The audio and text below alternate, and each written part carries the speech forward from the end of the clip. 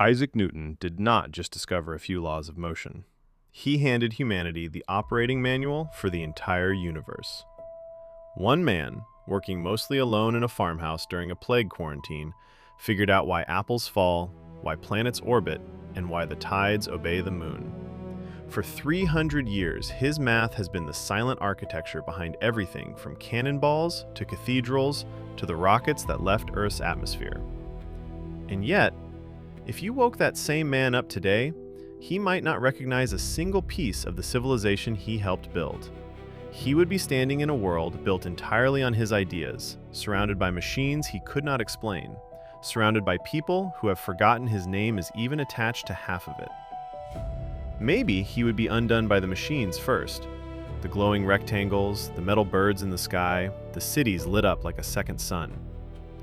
Or maybe, and this is the more unsettling option, he would be undone by something far worse, discovering that the universe he thought he had solved completely was never actually solved at all. So let us find out. Today, we are going to drag Isaac Newton out of 1727, plant him on a sidewalk in the 21st century, and walk through exactly what would break his brain first, second, and last. That is, if 300 years of physics do not break him before he even makes it to breakfast. But here is what nobody tells you about Isaac Newton. The physics, the laws of motion, the gravity, the Principia Mathematica. That was not his main project.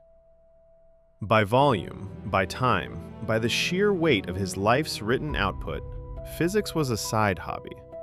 His actual obsession, the thing he spent more time on than all of his science combined, was alchemy, apocalypse prophecy, and a private heresy so dangerous he hid it from the world for his entire life. He took it to his grave. History buried the rest. So when Isaac Newton wakes up today, the machines will not be what breaks him. The population will not be what breaks him. Even discovering that his own physics is not the whole truth will not be what breaks him most. What breaks him is finding out what history decided to remember, and what it decided to quietly throw away.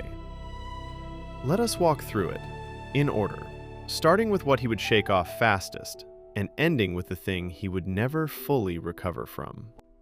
We will start with the obvious, because the obvious answer is almost always wrong, and this case is no exception. Most people assume the first shock would be the machines, the cars, the planes, the phones, the screens. And sure, for the first 10 minutes, that is probably true. But Newton would not stay shocked by machines for long, because Newton was not a stranger to machines. He was a machine. Literally. He spent his life thinking of the universe as one enormous piece of clockwork, gears turning gears, forces producing predictable, calculable effects. He built his own telescopes by hand, ground his own lenses, and once stuck a blunt needle into his own eye socket just to study how pressure changes affect vision. This was not a squeamish man, and this was not a man who would be rattled by gears, pulleys, or pressure. Show him a car, and within an hour he would have sketched out the combustion cycle on a napkin, because it is just controlled explosions pushing pistons, which is just forces acting on masses, which is, again, literally his day job. Show him a plane, and he would recognize lift and thrust as variations on forces he already had equations for. Even electricity, mysterious as it would look at first, would not stay mysterious. Newton corresponded with the early experimenters studying static charge, and electromagnetism is, underneath the wiring, still just forces moving through space according to predictable rules. Give him a week with an engineering textbook and a translator for modern notation, and he would be more excited than confused. The clockwork got bigger and faster, but it is still clockwork, and clockwork was always his specialty. Even something like a smartphone, which looks like pure magic on the surface, would likely fascinate rather than frighten him once it was broken down. He spent years grinding glass lenses by hand to build better telescopes and microscopes, obsessing over the precise behavior of light, writing an entire book, Optics, just on how light bends, splits, and reflects. Show him a camera lens focusing an image onto a sensor, and you are showing a direct descendant of his own optical experiments, just with the glass replaced by silicon. He would not understand the silicon immediately, true, but he would recognize the underlying instinct. Take a phenomenon, isolate its rules, and build a device that exploits them precisely. That instinct is the one thing 300 years has not changed at all. So scratch the gadgets. They would impress him, sure, the way a master chess player is impressed watching a faster chess player, but it would not break anything in his worldview. For that, we need to go further up the chain. The first real shock would be scale, and it would hit him almost immediately, the second he stepped outside. In Newton's lifetime, the entire population of planet Earth was somewhere around 600 million people. London, the largest city he ever lived in, held roughly 550,000 residents, a number you could now find inside a single mid-sized American suburb. Today, Earth holds more than 8 billion people, over 13 times what it held when Newton was alive. And the city he called home now holds more than 9 million residents within its boundaries alone, with a metropolitan footprint stretching far beyond anything a 17th century mind could process as one city. He would look at a satellite photo of London at night, all that electric light bleeding for miles in every direction, and he would not be looking at a city. He would be looking at something closer to a single, continuous organism. Then there is speed, which would hit just as hard, just a little later, once he tried to actually go somewhere. In Newton's day, the journey from London to Cambridge, about 60 miles, the road he traveled constantly between his Trinity College rooms and the Royal Society in London, took the better part of 2 full days by horse-drawn coach, assuming the roads were not flooded or the axle did not snap. Crossing the Atlantic Ocean, a trip plenty of his contemporaries made, took anywhere from 6 to 10 weeks, with no guarantee you would survive scurvy, storms, or each other. Today, that same 60 miles to Cambridge takes under an hour by train. That same ocean crossing takes under 8 hours by plane, with a meal service. A message that once took weeks to physically carry across the Atlantic by ship now crosses it in a fraction of a second as a pulse of light through a fiber optic cable. Newton, a man whose entire intellectual project was built on tracking motion through space over time, would be standing in front of a species that had effectively erased both. Right alongside speed sits something even stranger, the sheer volume of information now in circulation. In Newton's era, sharing a discovery meant writing a letter by hand, waiting weeks for it to physically cross the country or the ocean, and trusting that it would not be lost, intercepted, or plagiarized along the way. Which is precisely why Newton, paranoid about being scooped or attacked, often refused to publish his findings for years, sometimes decades after he had actually made them. He famously sat on his work in optics for years and delayed key parts of his gravitational theory rather than risk exposing it to criticism too early. The entire scientific world he operated in was small enough that he personally knew, corresponded with, or feuded with nearly every major figure in it. Halley, Hooke, Leibniz, Flamsteed. It was a tight, slow, almost intimate web of a few hundred serious thinkers across all of Europe. Now try explaining the internet to him. Try explaining that humanity currently generates more data in a single day than existed in total during his entire lifetime. That a teenager with a phone can publish a thought to billions of people in under a second, with no committee, no printing press, and no waiting period at all. And that the same teenager can also be instantly buried under millions of competing thoughts from total strangers the moment they do.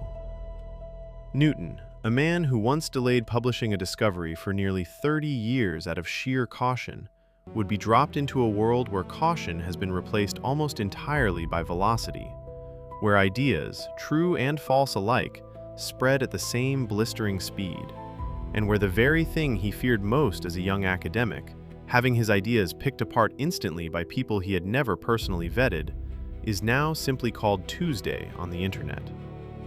The scale of human knowledge being generated, debated, and discarded every single hour would dwarf the entire accumulated correspondence of the Royal Society across his whole lifetime, many times over.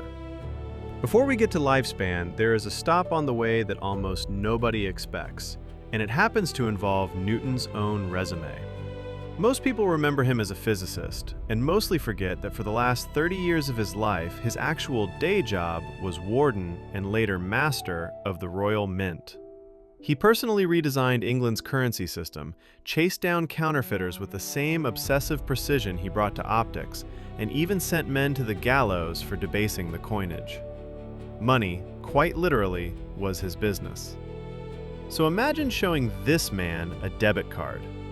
Imagine explaining that the overwhelming majority of currency on Earth today exists nowhere physically at all, that it is a number in a database, transferred between banks in milliseconds, backed by nothing he would recognize as gold or silver, and trusted anyway by billions of people who have never seen the institutions guaranteeing it.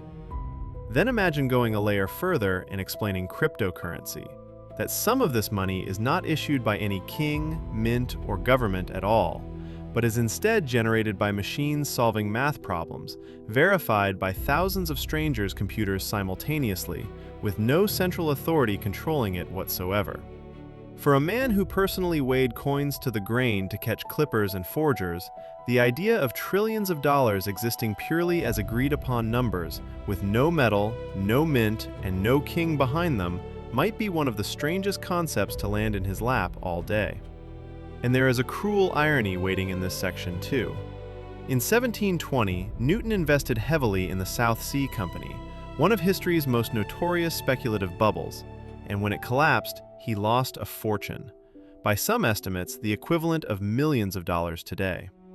He is reported to have said afterward that he could calculate the motions of the heavens, but not the madness of people. Show him a modern stock market crash, a meme stock frenzy, or a cryptocurrency collapse wiping out billions of dollars in value over a single weekend, and he would not be confused. He would recognize it instantly because he lived it personally, 300 years before it had a name. There is one more layer to this same idea, and it would sting in a much more specific way, because it touches Newton's pride directly rather than just his wallet. Newton spent the final decades of his life locked in a brutal, increasingly bitter priority dispute with the German mathematician Gottfried Leibniz over who had actually invented calculus first. It consumed him. He used his position as president of the Royal Society to stack an independent committee that, unsurprisingly, ruled almost entirely in his own favor, and he kept fighting the battle, through proxies and pamphlets, even after Leibniz had died. Calculus, in Newton's lifetime, was the absolute frontier of human mathematics, understood by maybe a few dozen people on the entire planet, fought over like territory, treated as one of the rarest and most dangerous intellectual weapons in existence. Today, calculus is taught to 15 and 16-year-olds in classrooms across the world as a standard part of a normal high school education, often as a requirement rather than an elective, frequently taught by instructors who have no idea they are handing teenagers a tool two of history's greatest minds nearly destroyed their reputations fighting over. Newton would be standing in a world where the secret weapon he spent 30 years defending as his sole intellectual property is now homework. Not a triumph reserved for genius. Homework. Next would come something more personal, and somewhat ironic given who we are talking about. Lifespan. In late 17th and early 18th century England, life expectancy at birth hovered somewhere around 35 to 40 years, dragged brutally low by infant and childhood mortality, smallpox, dysentery, and a long list of diseases nobody yet understood the cause of, let alone the cure. If a child survived to adulthood, they might reasonably expect to reach their 50s or 60s, but plenty did not get that chance, and entire families were routinely gutted by outbreaks nobody could predict or stop, because nobody yet knew that disease traveled on things too small to see. Newton himself was a statistical outlier in the most extreme sense. He lived to 84, an almost unheard of age for his era, in a century where dying before your 5th birthday was closer to the norm than the exception.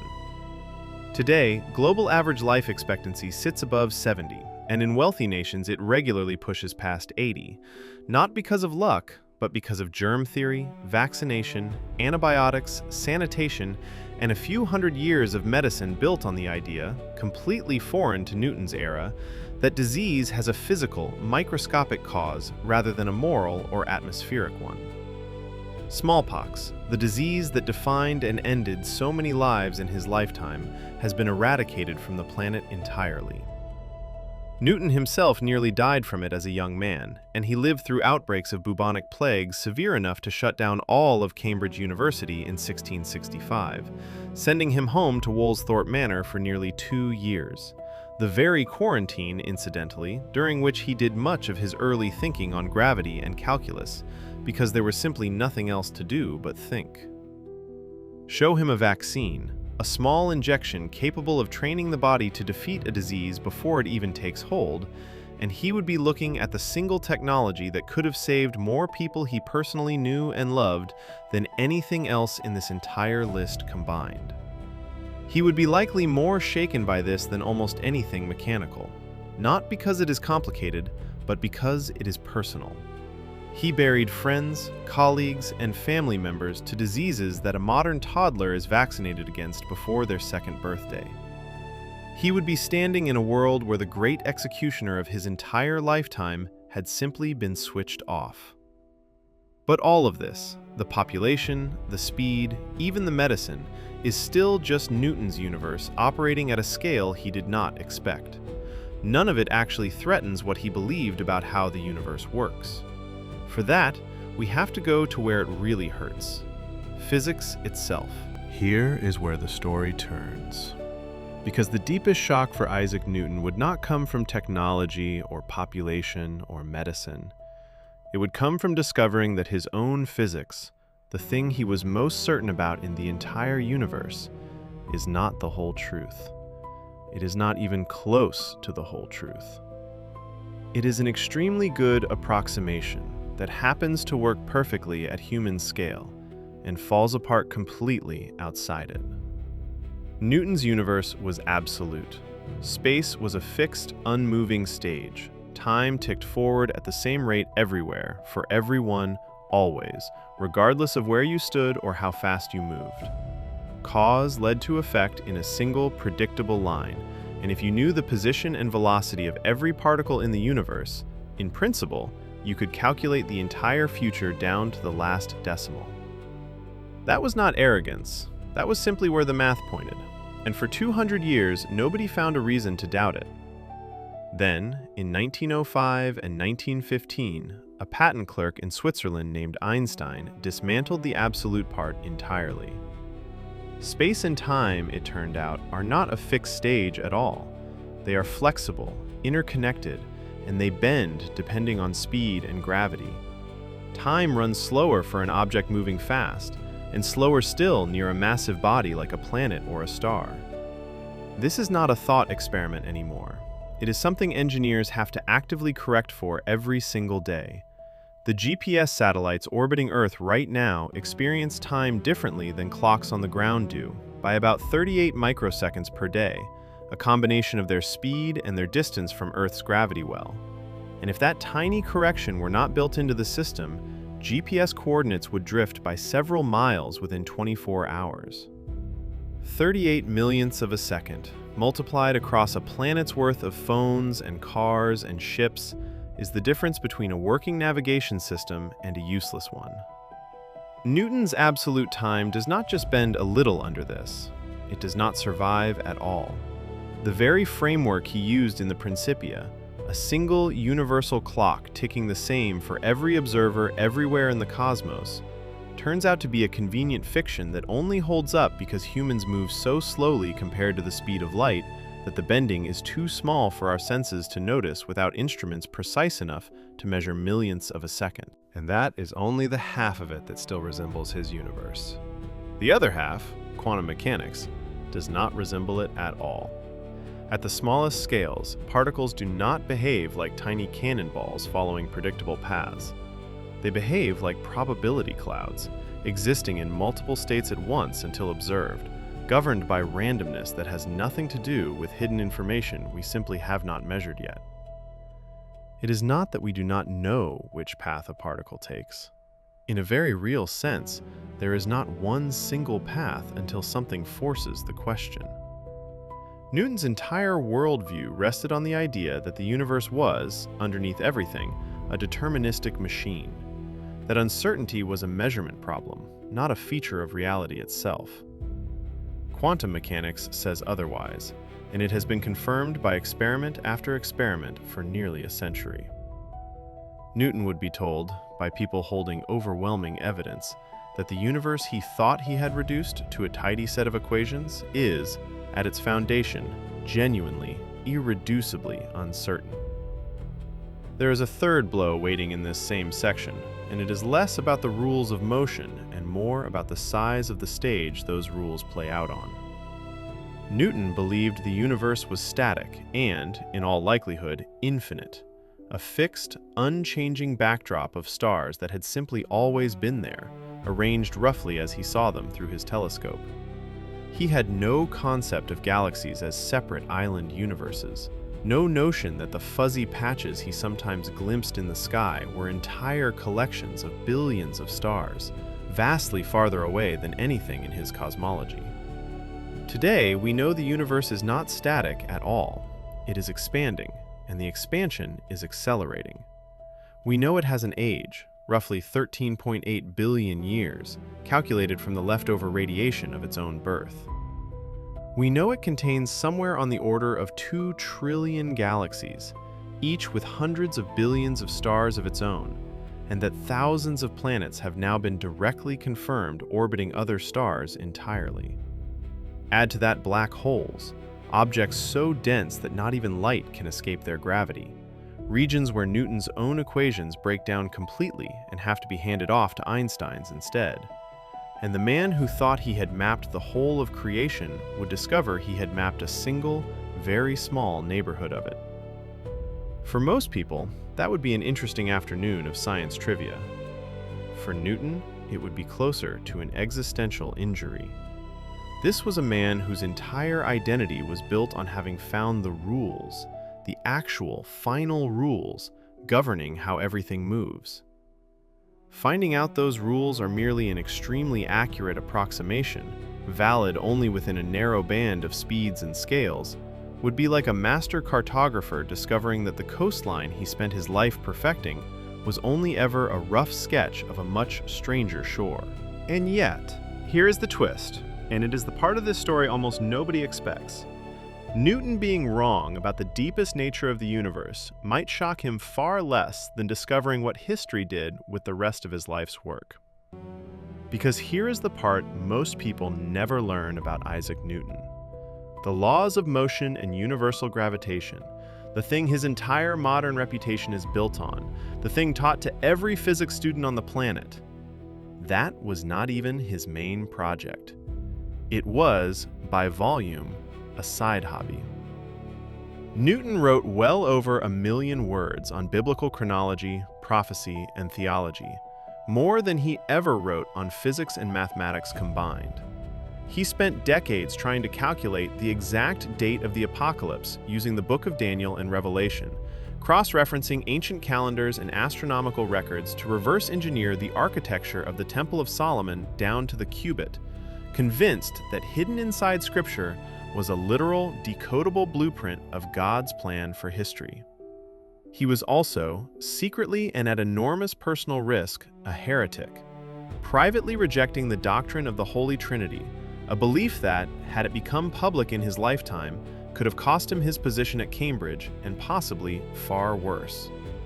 He hid these writings his entire life, and they stayed hidden for 2 centuries after his death. Alongside the theology sat the alchemy. Imagine handing that sentence to Newton himself.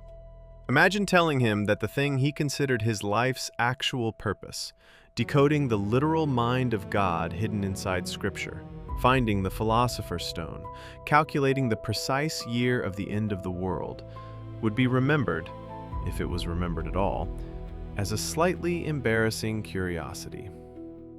And that the side project, the mechanical philosophy he dashed off almost as an afterthought in 18 feverish months after a visit from his friend Edmund Halley, the Principia Mathematica, would become the single most influential scientific document in human history, studied by every schoolchild on Earth, while the theology and the alchemy sat boxed up and forgotten. That is not a shock to his physics. That is a shock to his sense of who he was. A man who believed he was unraveling the secret code of the universe and the secret code of Scripture in the same breath would have to sit with the discovery that history kept one and quietly buried the other. And it would land even harder given how Newton actually lived. He never married, never had children, and by most contemporary accounts had almost no close friendships throughout his entire adult life. He was famously prickly, defensive about credit, prone to feuds, and so private that he refused for years to publish his own discoveries, fearing exactly the kind of public scrutiny and argument that later consumed his dispute with Leibniz. He once reportedly went an entire meal at Cambridge without speaking a word, lost in thought, his food untouched. This was not a man chasing fame. By every indication, what Newton actually wanted was certainty. To know, completely and finally, how the universe and Scripture both worked, and to be the one who proved it. Discovering that the universe half of that mission became immortal while the Scripture half got buried would not just rearrange his accomplishments. It would force him to ask what, exactly, his entire reclusive, friendless, single-minded life had actually been for. But there is one more piece to this story, and it is the part that actually answers our original question. Because after all that loss, all that overturning, all that humbling, there is something genuinely, undeniably triumphant waiting for Isaac Newton on the other side. His laws never actually stopped working.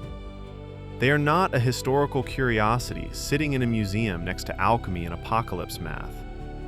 They are running, right now, underneath almost everything that moves. Every bridge standing on the planet was designed using Newtonian mechanics.